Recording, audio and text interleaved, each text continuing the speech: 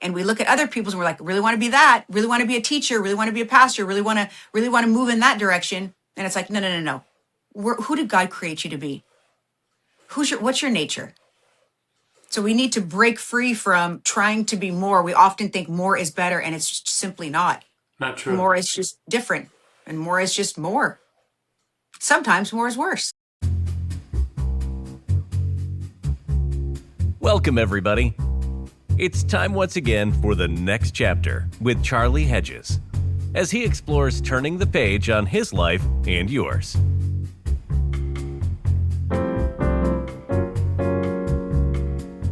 Hi, I'm Charlie Hedges, and I want to welcome you to the next chapter with Charlie.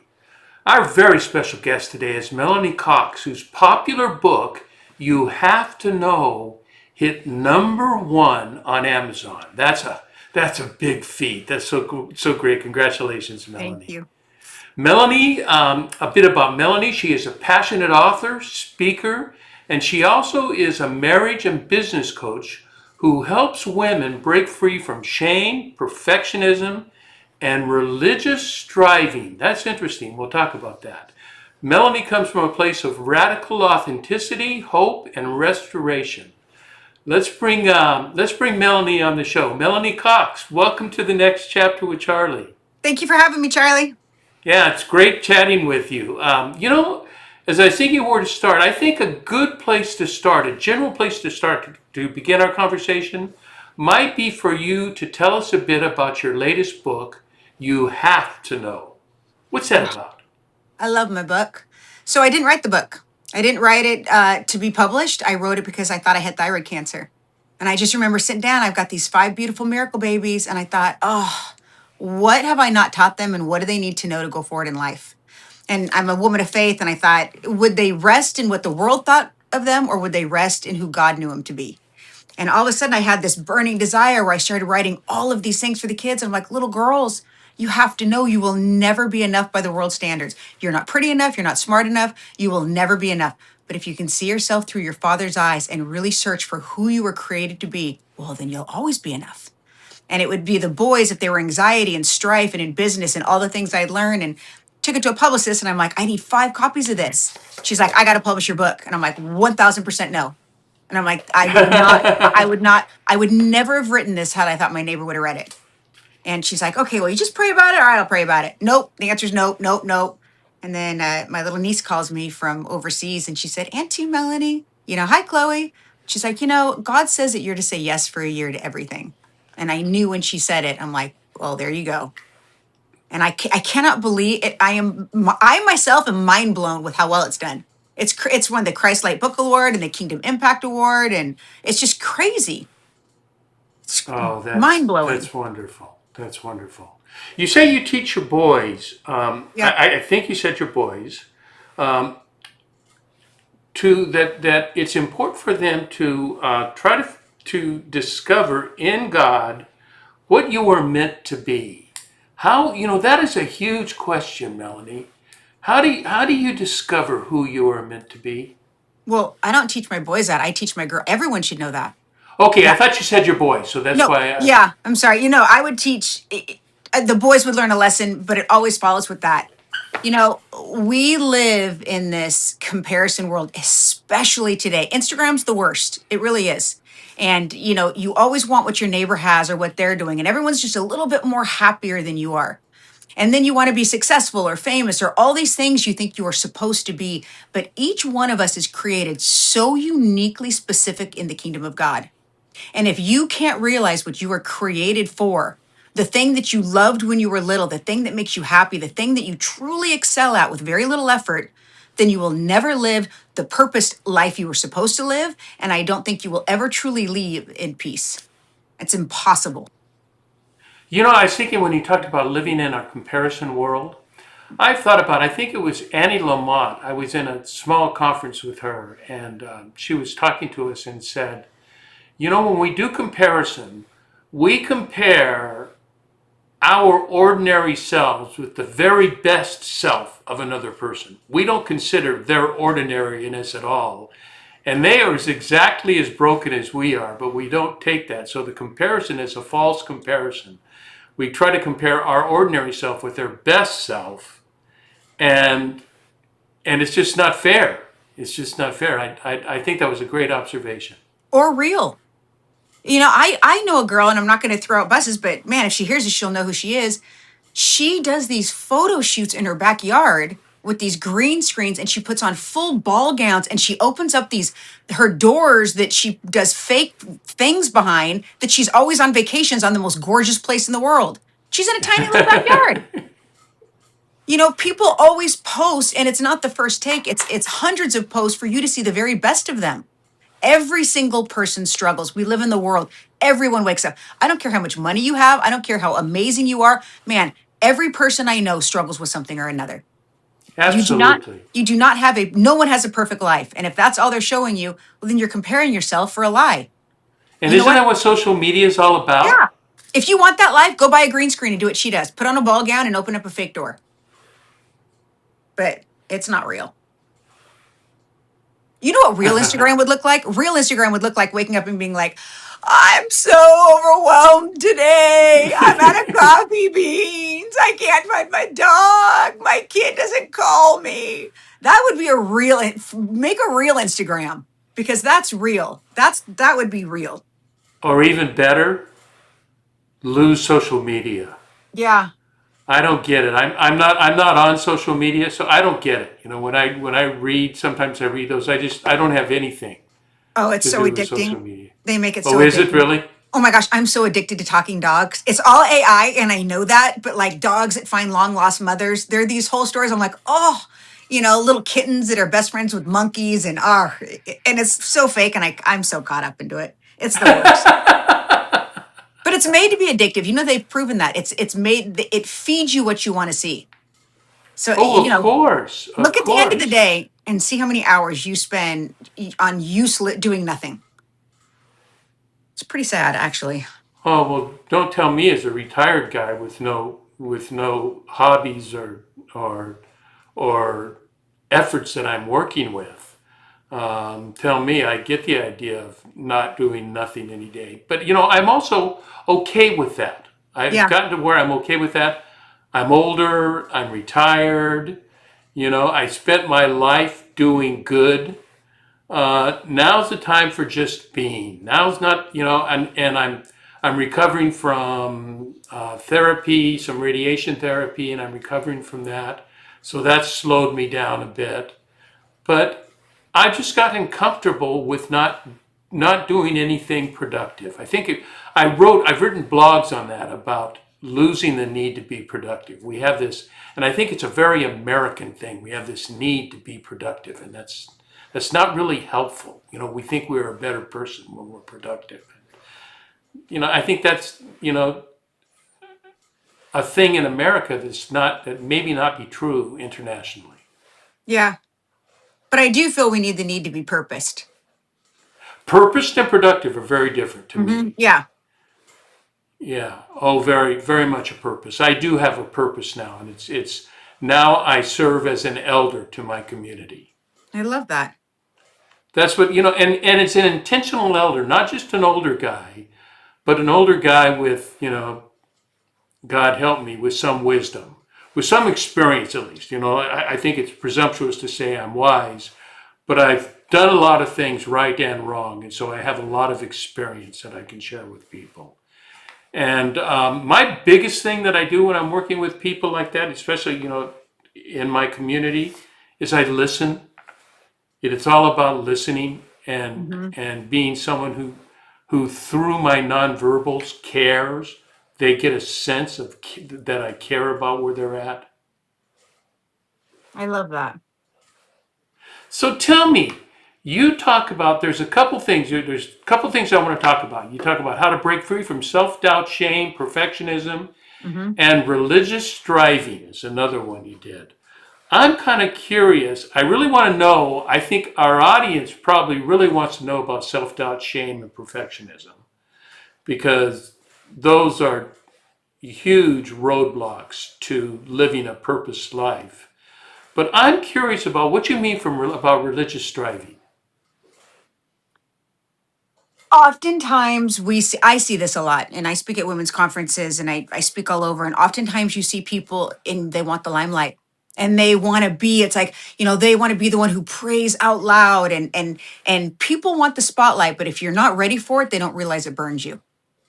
And I see this a lot. And sometimes we want to do better or be more ministry, and we want the accolades. And that's what you are supposed to do as a son or daughter in the kingdom of heaven. But that's not always the case.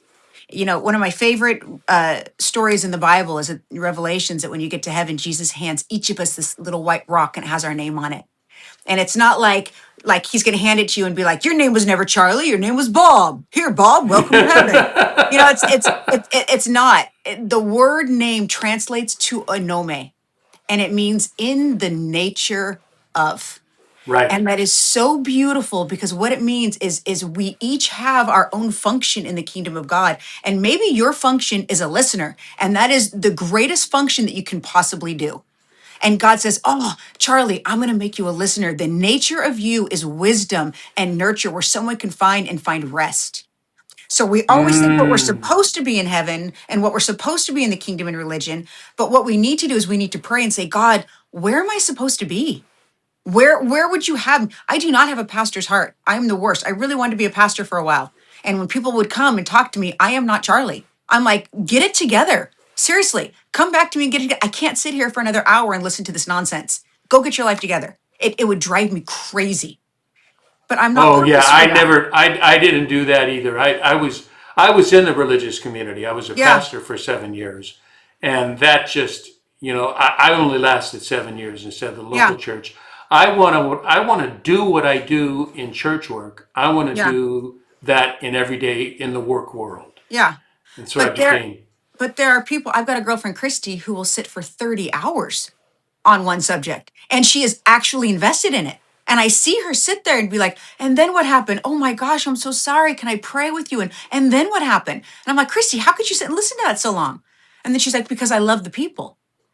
She's operating in the nome of who she was created to be. So you have to find that. And we look at other people's and we're like, really want to be that, really want to be a teacher, really want to be a pastor, really want to move in that direction. And it's like, no, no, no, no. Who did God create you to be? What's your nature? So we need to break free from trying to be more. We often think more is better, and it's simply not. Not More true. is just different, and more is just more. Sometimes more is worse. You know, I'll tell you, the first one of the initial steps of tempering all that you're talking about is getting old. There is something, you hit 70, and I hit 70, and some people are still drivers. They're going to drive until they die, whatever age, 80, 85, 90, 95. They're going to drive. But for the most of us, there is a time in our 70s that we can drop all that pretense and just say that stuff, that worked when I was younger, but now it's just a time for receiving and enjoying and using my gifts and talents when I can. I'm not as you portrayed the listener. I'm not that. I'm an introvert. I would never last doing that. So I will listen, but I won't listen for hours and weep and mourn with you and pray with you over it. That's not I'm not a counselor as well. I try to understand where people are before I start trying to tell them my ideas. Yeah, I like Yeah. that. So talk to me about this is great about how to break free from self-doubt, shame, and perfectionism. Talk to me about that. I think it just kind of goes with everything we've been talking about: praying into things, learning who you are, operating in who you are meant to be. It's darkness often grows, or shame grows in the darkness. But the second that you bring it to the light of God, it exposes it. And we hold on to things and we hide them, and they become part of who we are and how we operate. And you got to go and you got to give that to God. You got to surrender the part that wakes you up at 3 o'clock in the morning, the remorse that you have, and you've got to make amends with people. There comes a time, I believe, that freedom can only truly be found in walking with God. And there comes a time when you have to say, okay, you know what? I'm not going to operate under that. I'm not going to feed my spirit that. I'm not going to ruminate over that. I'm not going to go back on that. You know, one of the only times that God mentions a woman in the Bible, not Jesus, but God, was Lot's wife. And he's like, don't look back, move forward. Sometimes we're supposed to live in a season for a moment and God wants us to walk through it, but we get stuck there and we never leave that season. Our childhood, our trauma, our divorce, our job that we should have had, what we should have been, what we could have been. You know, and we are constantly living in the past of a life that isn't full of what we wanted it to be. So it's no, you wake up today and you say, you know what? I'm going to do my best today. I'm going to be my best self today. I'm going to take all of that. I'm going to surrender it to the throne room of God, and I'm going to be redeemed and restored. And I'm going to operate as a new person, happy, full of life and life abundantly today.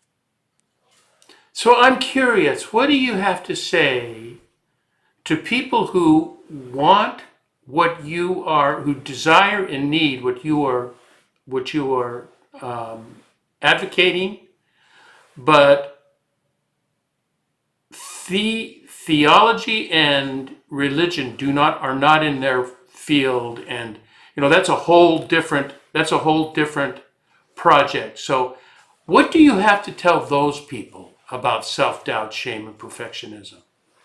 People who are not religious, not striving for religion, but just striving for life. I don't think you can have one without the other. But if they don't have it, I mean, is that so that will be your starting point, is getting them to have it? How do you get rid of something? I have things that are so shameful in my past, that are so hurtful, that grieve my heart, that I look back and I think, oh, Melanie, how could you do that? Yeah. How is that possible? So if I don't have someone that I could lay it down to, well, then who do I give it to? Where do you rest it? I guess you say, okay, you know what? I'm not going to think about it anymore. But there's a difference about being redeemed and restored to say, I need forgiveness for this. So who forgives you for that? You know, I think it's you can't go back in your past and right your wrong, but if you have a relationship with God, God can redeem your timeline. You can say, can you go back and find forgiveness for that person? Can you go back and change what I did? Because gosh, that was ugly. And I guess if you don't have God, then you would need to seek forgiveness from the person you wronged, and you would need to try to see yourself differently. But if you have no one to give your baggage to, if you have no one to take your bags up to your room at a hotel, well, then you're carrying your bags. It's for me, it's so freeing. I take my bags in a hotel room and I say, I'm weary and I'm tired and I can't lift this anymore, because if I take one more step, I think I'm going to die. So I'm going to put my bag down here, and oh, will you meet me in room 503? And if you would do that, I would be really grateful. Did you And ever see the movie The Mission with Bob De Niro? uh-uh. It's a wonderful movie where he is a soldier. I think it takes place in South America. I mean, it's an old movie, but it has a scene that is unforgettable. It's such Yeah. an amazing scene, and he's a soldier, and he goes through a process of which he doesn't want to be a soldier anymore, and he's trying to find, purpose and meaning in life. And he's going to meet with a guy who is Jeremy Irons, who is kind of like a guru, and Hmm. he has to climb this rock of almost straight up, and he's wearing his backpack with all his garbage on it, and he's struggling like crazy trying to get up to the top of this hill, and Jeremy Irons is up there, and he takes something and he just throws the backpack off the guy's back. Just literally get rid of your baggage and Exactly. come up here now free and ready to interact and to receive and to participate. Yeah. I don't know how people do it without religion. I would be more of a hot mess, and I don't even know what that would look like. Well, Devastating. without it, because I work with a lot of people that are not necessarily religious, or that are Christian that are not religious. And I think one of the things, I have a friend that I can talk to, and I can tell everything to my friend. And so I think for people who do not have religion, there is a place for a relationship that is not the same as giving it to God, but it really does help having somebody you can talk to and be honest with and be vulnerable with. That is very helpful, having a friend that you can do that. Yeah. Christian or not, Yeah. you You know, should it's just I'm anti-religion. So just let me be sure. I am pro relationship, anti-religion.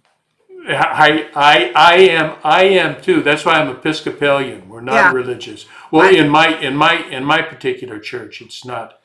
It doesn't get into the politics of religion at all. It's mm-mm. all about, they preach on the gospel, Mhm. and they preach love and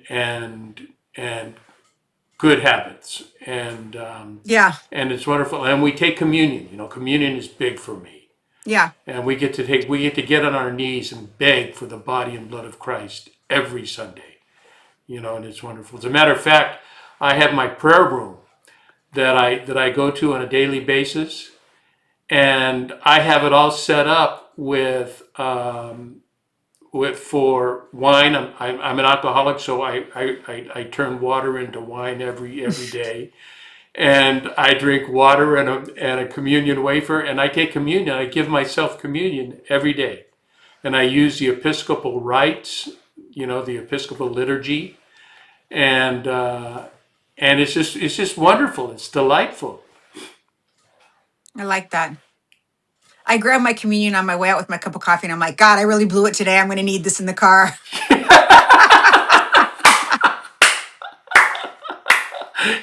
your grape juice and whatever your grape juice and cracker. Yeah. Or sometimes just a full bottle of wine. God, it counts. It counts. It counts, yeah, yeah. When you're doing it on your own, but in the churches you probably go to, they probably give grape juice, right? Yeah. Because Episcopalians, we drink real wine. So Maybe I'm a Episcopalian too then. I should. I remember when I was I had been, I told you I had been a minister in an evangelical church. Mm-hmm. And this was before evangelicalism became fundamentalism. This was early evangelicalism in the late '80s, and it was about against being fundamentalist, and they have since turned into fundamentalists. But I remember it wasn't so much for me, but I had a guy working for me, and he went to my church to pick up some information for me because I work very closely with the church. And our priest was sitting there at his desk with a glass of wine. And this guy just thought it was so remarkable that, a religious man would have a glass of wine on his desk. And, it was after hours, and it was time. Well, I won't tell you the church I go to, but there is no one who drinks more margaritas than my pastor on the planet. That's a fact. That's wonderful. That's Yeah. wonderful. So, I want to come back to this. I want to come back to this idea because I, let's focus on shame for a bit, because I think that I've written a lot on shame, and done small group work. I've created a kind of a curriculum for small groups around shame, and shame is just one of the most incapacitating emotions, reality, whatever you call it, that I know of. And Yeah. it's just and where does it come from? Do you think it's parental, or you think it's human nature? Well, I think this is hard. Everything's going to come back to a religious answer. It's who I am. I think it's the Okay. enemy. I think it's the enemy because if you operate in who he wants you to be, then you never operate in who you're supposed to be. I've done some things in my life where it's like, "Ugh, how could I even talk to that person? I am the worst. I didn't know I was pregnant with my son, and I took Adderall to lose weight, and he didn't speak until he was 8. You want to talk about shame? Have a kid who doesn't speak. Oh my goodness. That is a knife to your heart that every day you wake up and you think, how could I do that? How could I? And I just think I used to pray and I say, God, I'll give my life to go back in time. I'll give my life. anything, God, for a word. If you would give me a single word. And what happens is, if you operate in that space, if you operate in that ditch, if you operate in that valley, well, then you don't even want to climb out of it. And it's got to be one of those things where you have to say, you know what? No, I believe God can turn all things around. So I'm going to prophesy and I'm going to pray into this kid that he's going to have a full and a healthy life. You see, you have to have something that you're fighting for. And that's where it goes back to knowing God. It's like, I personally don't understand it. If I don't have anyone who's fighting for me who can change things, why do I fight? I have to believe deep down that you can change that. There's someone greater than me that can change the trajectory and can go back and right my wrongs. And if I didn't have that, well, who do you give it to? I can't change that. I can't go back and redeem my timeline. I can't fix the thing that I did. I didn't even know I was pregnant. Yeah, yeah. I think it's sad that you felt shame over that when you didn't even know. You But had, you you had have a no kid. idea. That is a But I get it. I totally get it. Yeah. And I'm then so sorry. well, God gave me peace. God said, Melanie, will you fight for him? God, I will. And I used to go and put my hand on his door every day. And I used to just pray, Father God, I thank you for a life that I can't see. I thank you that he speaks, that he has a wholeness, that he has future, Father God. About maybe 8.5, he started to speak. Now that kid's 18, a full life. He has friends. He works in church. He does amazing in school. What was that It's all about? Why couldn't he speak for 8 years? he had an auto processing disorder where if he would hear Oh, words, it would jumble up in his mind. And what would happen is it would be like, if I say, like, he couldn't think of words. So it was easier for him not to speak than to try to always struggle for the right word. Like one day he looked up in the sky and he said, I want to go in the big and it's shiny and and it flies like a bird. And and he after like couldn't 4 minutes, and I'm airplane. like, Yeah. is it an airplane? Yes, an airplane. So, and oftentimes when he got a little bit older, that he would start those sentences and then kids would just finish the sentence for him. So it was just easier not to speak. But without hope, if you have no one who can change your life, without hope, life is hopeless. So everything would go back to, well, I think the enemy keeps you there because then you don't fight. You just sit and you lay down and you put the covers over your head and you don't even want to move. I wouldn't. I don't know. I don't understand. I do not understand how people, it's so peaceful. I don't know why people don't move into some form of knowing God. It blows my mind. Because that's not taught, Melanie. You just said you're against religion. That's what religion doesn't teach knowing God. It teaches doing religious things that please God. And these religious things are not what Jesus is asking for. Nor who he came for. Do you know the first person to No. follow Jesus? Prostitute. Now they go tax collector, murderer. It's like in the upside down kingdom, people have it all wrong. And it's Well, so that's who he sad. came. That's who he came for. You read the Christians, Gospels, and that's all he came for. yeah. A lot of people in the church do more for turning people away from religion than any non-believer does. The worst, honest to goodness, the worst thing that we have against us bringing people to faith is us. It's crazy. The judgment and it's just like, that's why I always tell people, don't look people, well, I had a Christian hurt me. Great. They're human. I went to Nordstrom's once and the girl was so rude to me, but I didn't leave Nordstrom saying I'm never going to go back because one person was rude. I thought that girl's super rude. I'm going to go to a different Nordstrom's, go to a different church. People are people. And man, we are the worst representation of Christ on the planet. Literally. The most We judgmental, the can most be. gossipy. We can be. We don't have to be, But a but we lot of us can be. are. But I always say, don't look to that person for what religion is because they are a faulty version of it. We will all fail. Everyone will disappoint you. Only won't disappoint you. He's the only person who will show up in the purest form, the only person who can give you hope, the only person who can give you peace. People look for religion in people, and that's just wrong. Even in churches, Catholic churches, I'm sorry, Catholic churches, some of the worst. You got to go to a priest and say 4,000 things before you can be forgiven. No, it's not even in the Bible. You Oh, know, I know. I go to. I have those objections to Catholicism as well. Yeah. However, I go to a Benedictine abbey once a month. Yeah. And they're all Catholics. They're all monks. I tell you, the monks are very different than what we know in everyday Catholicism. Yeah. They are they get everyday human life. I do. My spiritual director is the abbot of an abbey, and so Yeah. he's very Catholic, but he's my spiritual director, and it's just wonderful. He just has this pastoral side of him that is so beautiful, and Love he that. never talks to me. He knows I'm not Catholic, so he never talks to me about confession and all that.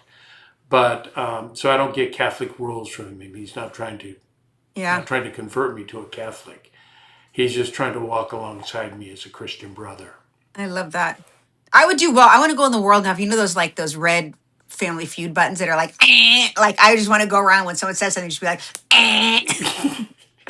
you know, AGT, that's the new one. yeah, just America's like, Got Talent. I can't tell you how yeah, many times that a contestant gets up and does, because we watch that, yeah, every couple of weeks. And when a contestant gets up that it's lousy, my wife and I are both going before yeah. before the judges do. I want to do that when people speak out, when Christians speak in judgment or out of love or lead people away from the true nature of who Christ is. I just want to go up and be like, it's just, that's not what God said. No, that's not in the Bible. No, no.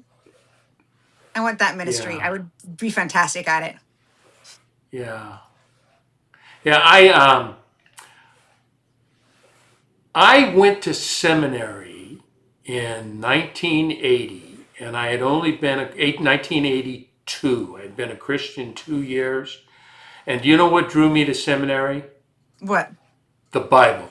Yeah. I I love the wanted to Bible. know the Bible more. So I didn't take your normal courses of pastoral because I knew I was going to go into ministry. I'd been doing, just after a couple of years, I'd been doing so much work in the church and said, this is what I want to do. And so I went to be a minister, but I didn't take the ministerial courses because I was 32. I wasn't a Christian until I was 30. So I'm 32 and I had a lot of practical life. I knew how to deal with life and deal with people.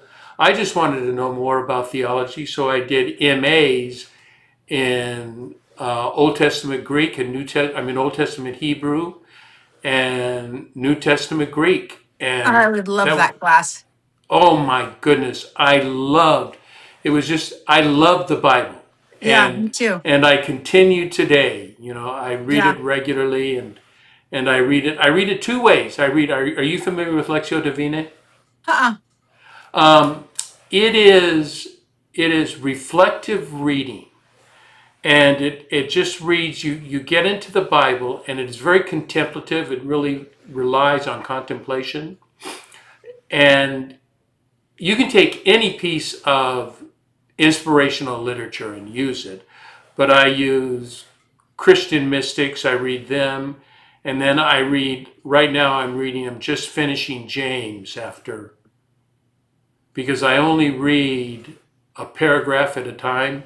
So I've been in James for like 3 or 4 weeks, and I'm just getting out of James, but I read a paragraph and then just wait until something hits me. And when something hits me, I just close the book and I just ponder that thought. Oh, I And like that. it's not like for 15 or 20 minutes. It could be 5 minutes. Just pondering that thought for 5 minutes. And that is Lectio Divina. It is taking a piece of writing from whatever source you want to use, and it's reflecting on that writing, reflecting on what the writing is, how does it impact my life, how does it impact the lives of others around me, and what does that mean to me? And it's time for reflection. So it's a wonderful process. But I do Lectio Divina daily as well. Oh, I love that. I'm gonna look it up. Yeah, look that up. There's a lot written on it. There's Lexio, or it can be Lectio, either way, and then Divina. So, tell me, what is on your heart nowadays? What's Many. really what really do you want to tell people right now? So I was a CEO for years, and I loved it. I did really well. In the second half of my life, I want to go out and reach people. I love my book. If you can find me on, well, you're not on Instagram, but if anyone is on Instagram, it's Melanie Cox. And if you give me your email address, I'll send you a free digital copy. But I want to go out and I want to find people who's lost.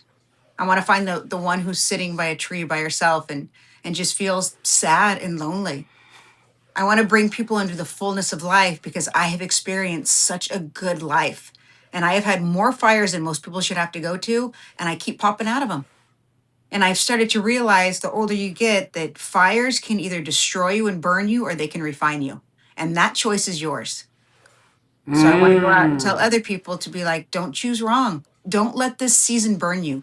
Don't sit there. Get up and start walking out of what you're in and let it refine you. Let you become a better person, more pure. It takes it out of you. Every fire brings something really beautiful in you. absolutely. If you really go back and look at it, it's like, oh man, that really made me shine. Thank you, God. I love my fires. Currently in a Yeah. fire. I love them. I've been through physical, real fires with branches burning down and literal fires. And, but I love a fire. So the second half of my life is going to be bringing people to freedom. That's great, Melanie. That's wonderful. I like that. Because I too believe in fires and difficulties. And I think that's, well, depending on which source you read, they're going to say that's 90 to 100% of all change happens through struggle. Yep. Of all meaningful change happens through struggle. It Bad or doesn't, good. yes, absolutely. Absolutely. Absolutely. What do you mean by bad or good? I've seen struggles destroy people. I've seen people's whole lives when they're like, well, I had a business and then I lost it. And it's like, well, then why didn't you restart it? It's like that's the end of your life. Or I had a marriage and it didn't work out so good. In childhood, man, I had a mom who did that a lot. But my childhood, you don't understand. And it's like people just get stuck. And it's like how you let the fire, you never walk through it. Keep walking, move. It's like they sit there like a marshmallow over this open flame and they just keep ruminating on their life. And it's like, pop off and walk. Grab a piece of chocolate and a graham cracker. It's just ridiculous. Like bad things happen, and oftentimes people will never move food that bad. Oh, but my marriage was so bad and it was just so hurtful. It was so hurtful. Well, get over it. So now you figure out how to get over it because there's a lot of life to live. I don't care how old you are. I'm telling you this right now. There is a lot of life to live. There Live it is. well. There is. I went through a phase of getting older, LG. I'm 76 now, and I went through this brief phase for a few months where I had this idea that I have a short time to live. I don't know where I got that. I don't know where it came from, Melanie. I guess maybe because none of my family has lived as long as I have, even. And so I was thinking that, but I'm adopted, so what my family did doesn't make a difference to me. And so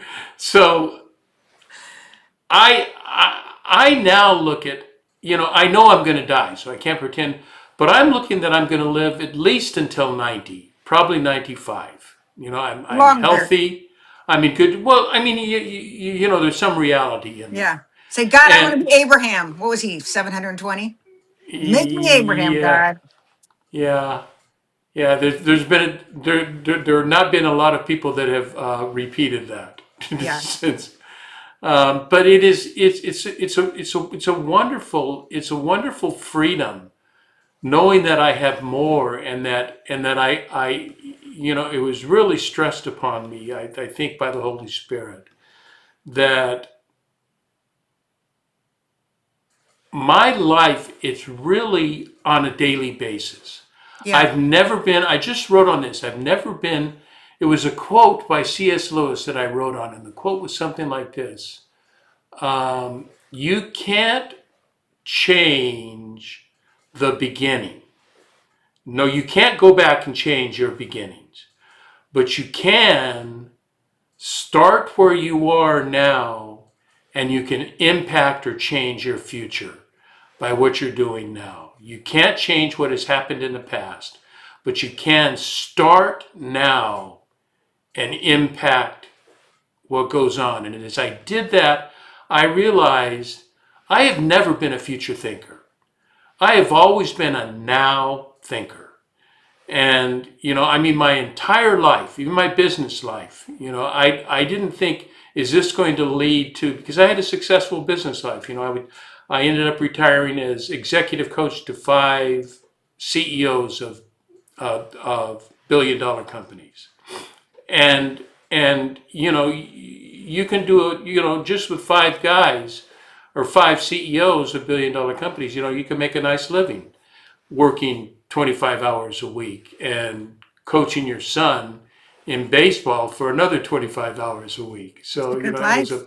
it was a wonderful life. It was a wonderful life, but it was always thinking about today, Yeah. never my future.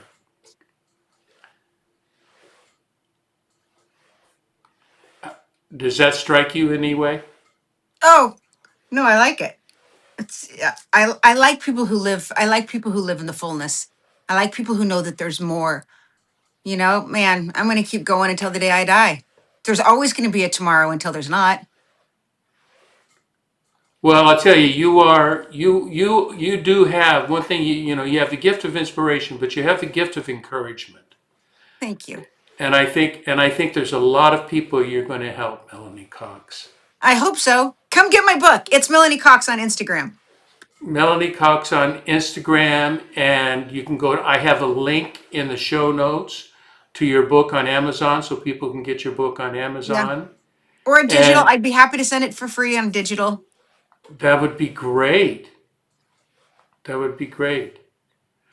Okay, my friend, thank you for coming on the show. You've been amazing. Thank you for having me. And I encourage everybody to check you out on Instagram at Melanie Cox. Is that it? It's Melanie Cox. It's Melanie Cox. Mm-hmm. It's Melanie Cox, and get a free digital copy of the book, You Have to Know. God bless you, and thank you for being on the show, Melanie. Thank you. And thank all the listeners for tuning in to the next chapter with Charlie. And until next, this is Charlie Hedges signing off. Bye for now.